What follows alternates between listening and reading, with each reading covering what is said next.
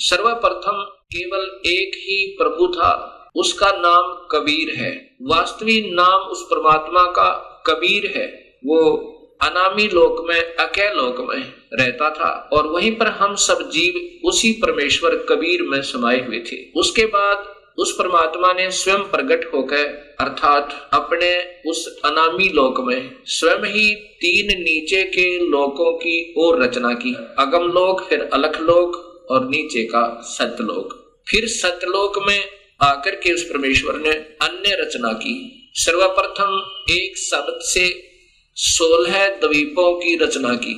उसके बाद 16 शब्द फिर उच्चारण किए, उनसे अपने 16 पुत्रों का निर्माण किया, उनकी शब्द से उत्पत्ति की, वचन से, और उनको उन 16 द्वीपों में रहने की आज्ञा दी।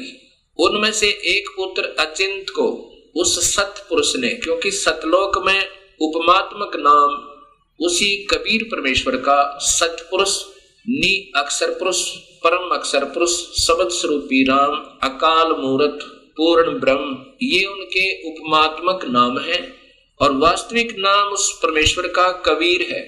सतलोक के अंदर सतपुरुष ने अपने पुत्र अचिंत से कहा कि आप यहाँ की अन्य सृष्टि रचना को करो मेरी शक्ति तक। अचिंत ने अपनी शब्द शक्ति से अक्षर पुरुष परब्रह्म की उत्पत्ति की और उससे कहा कि मेरा सहयोग दो यहाँ सतलोक में अन्य सृष्टि रचना करने का।